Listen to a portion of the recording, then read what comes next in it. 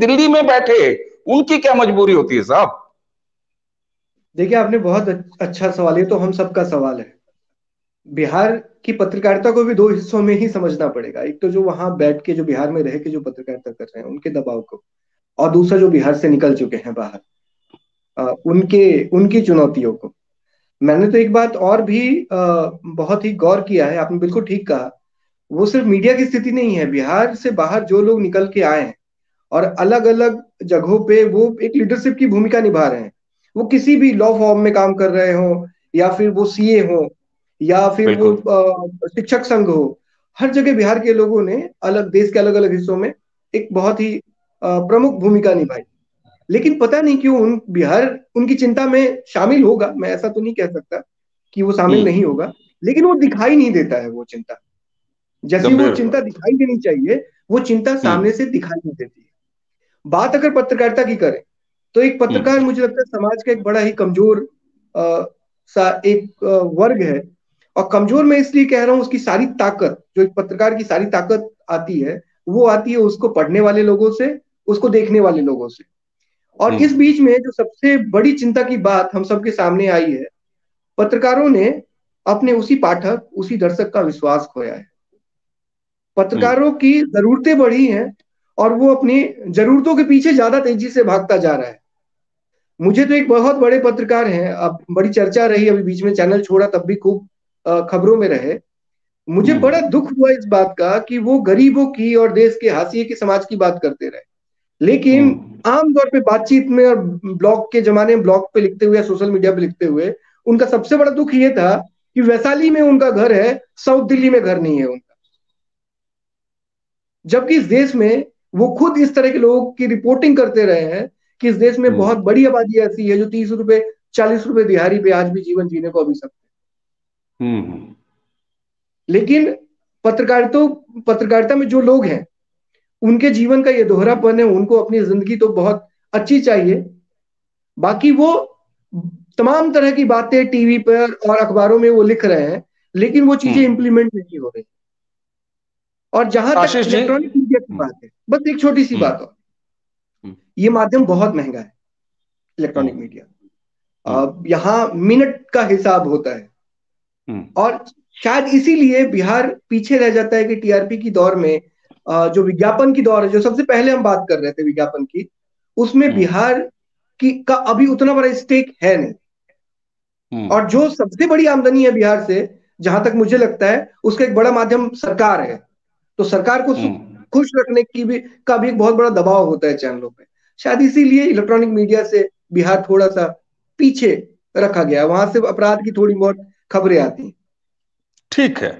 ठीक है। आपने जो ये बात कही, वो मीडिया हाउसेस यानी मालिकान के पक्ष की कही, कि बिल्कुल। मालिकानों, वो एक बिजनेस है, महंगा बिजनेस है, चाहे वो विजुअल मीडिया हो, काफी महंगा बिजनेस है, नो डाउट। पत्र जर्नलिज्म है यानी प्रिंट मीडिया है, वो भी एक महंगा सौदा है। तो आपने जो ये बात कही ना, वो मालिकानों के नजरिए से कही, कि जहां से उनको विज्ञापन मिलता है। मैं जब बिहार से इस सरोकार को जोड़ता हूं, इस संबंध को, जब मैं इस खामोशी को, इस पलायन को, मीडिया पर विमर्श पलायन को जब मैं बिहार से जोड़ता हूं, तो मैं क्या ये सही नहीं हूं कि मीडिया में, चाहे वो एनसीआर बेस्ड मीडिया हो या किसी महानगर की मीडिया हो, वहां काम करने वाले जो पत्रकार हैं, जो जर्नलिस्ट हैं, चाहे वो वीडियो जर्नलिस्ट हो, चाहे वो प्रिंट के जर्नलिस्ट हो, उसमें एक बहुत बड़ी आबादी, ये सकारात्मक बात है, बहुत बड़ी आबादी बिहार से ताल्लुक रखती है, बिहार मूल की है।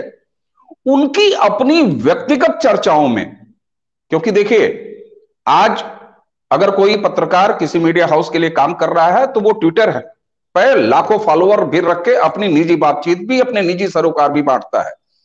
आपने अभी थोड़ी देर पहले नाम नहीं लिया, रवीश कुमार हमेशा जितना टीवी पर समय देते थे, उतना ही फेसबुक ब्लॉग लिखते थे और अपने सरोकारों की बात करते थे। आपने भी कहा, मैं जब बिहार को और मीडिया की चुप्पी को जोड़ता हूं, तो मेरा सबसे पहली उंगली खड़ी होती है बिहार से जुड़े हुए उन तमाम मूर्धन्य पत्रकारों और मीडिया कर्मियों पर।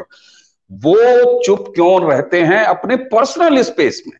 मान लीजिए मालिकान ने कह दिया, मालिकान तो चुप रहेगा, जैसा कहे मालिक कहेगा वैसा चलना पड़ेगा, लेकिन वो व्यक्तिगत रूप से क्यों चुप रहता है, मेरा सवाल ये है। नहीं, बिल्कुल ठीक सवाल है आपका।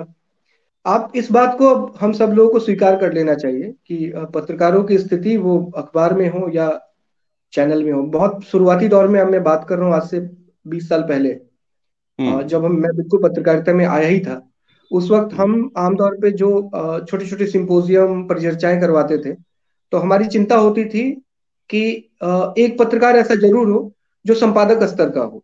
वो इसलिए हम्म। हम उनको शामिल रखते थे क्योंकि वो नीतियों को प्रभावित करता है अखबार या चैनल के।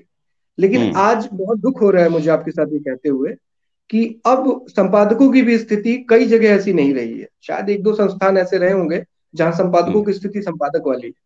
मुझे याद है मृणाल पांडे जैसी वरिष्ठ पत्रकार ने एक बार लिखा था कि उनके अखबार में संपादकीय चला गया, और वो संपादक थी अखबार की, और उनकी सहमति के बिना चला गया, उनको पता नहीं था कि उनके अखबार में क्या संपादकीय जा रहा है। हम्म।